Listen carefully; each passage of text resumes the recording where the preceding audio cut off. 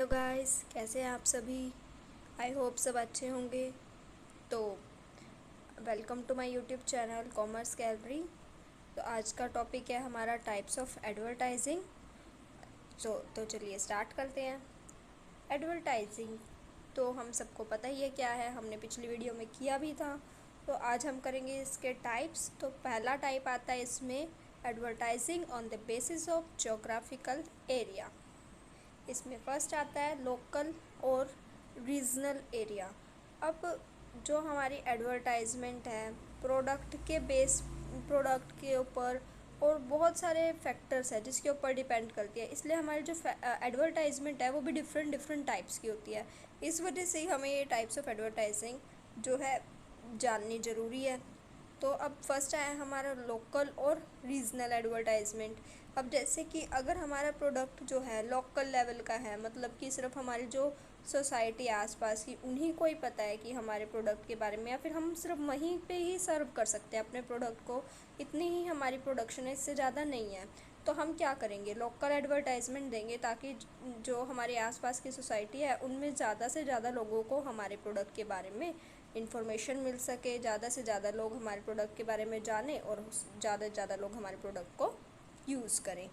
तो इसमें क्या क्या आ जाता है, for example hotels, restaurants, fitness club, computer centres etcetera.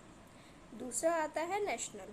अगर हमारा जो फर्म है वो मार्केट करना चाहता है अपने प्रोडक्ट को नेशनल वाइड बेसिस पे, मींस कि उसकी प्रोडक्शन इतनी है और वो अपने प्रोडक्ट को मतलब नेशनल लेवल पे बेच सकता है और उसका प्रोडक्ट नेशनल लेवल का है, तो वो क्या करेगा।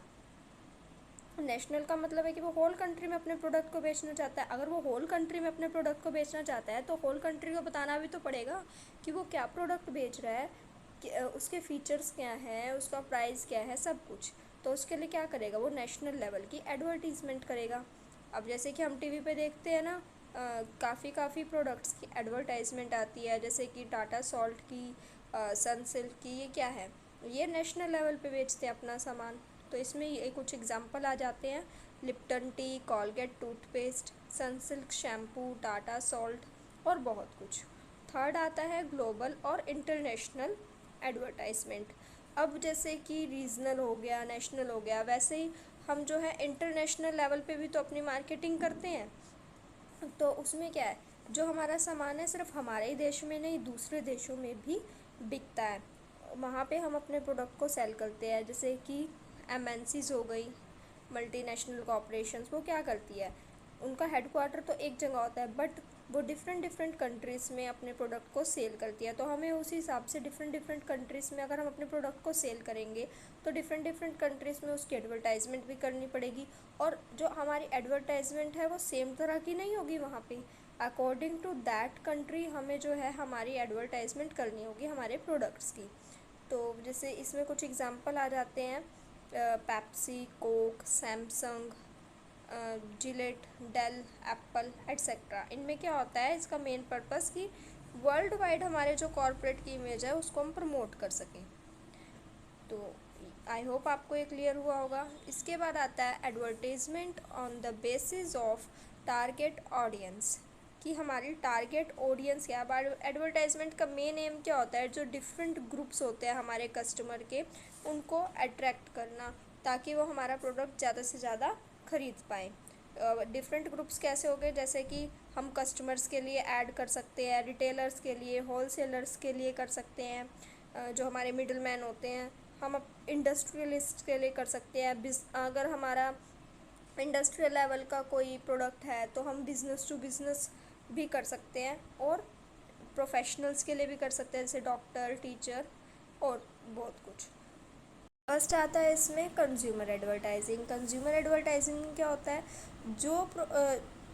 जो हमारे कंज्यूमर्स हैं, मतलब जो जनरल पब्लिक है, उनको अट्रैक्ट करने के लिए जब हम एडवर्टाइजमेंट करते हैं, हमारे अल्टीमेट कंज्यूमर्स जो होते हैं उनको प्रोडक्ट के बारे में बताने के लिए, उसके एडवांटेजेस, उसके फीचर्स, उसके यूज़ बताने के लिए जो हम एडवर्टाइजमेंट करते हैं उसको बोलते हैं कंज्यूमर एडवर्टाइजमेंट।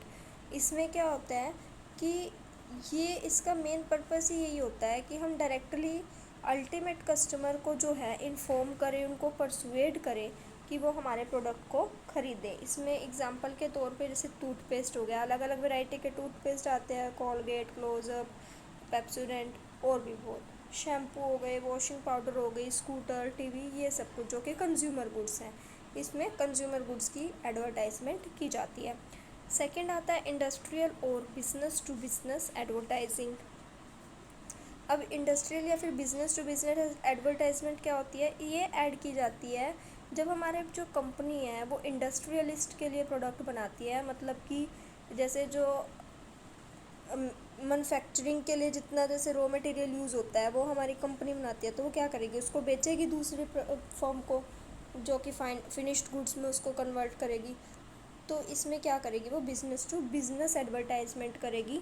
या फिर वो प्रोडक्ट बनाती है जो कि बिज़नेस में ज़्यादा यूज़ होते हैं, तो वो सब प्रोडक्ट की कैटेगरी की एडवर्टाइजमेंट आ जाती है बिज़नेस टू बिज़नेस एडवर्टाइजिंग में।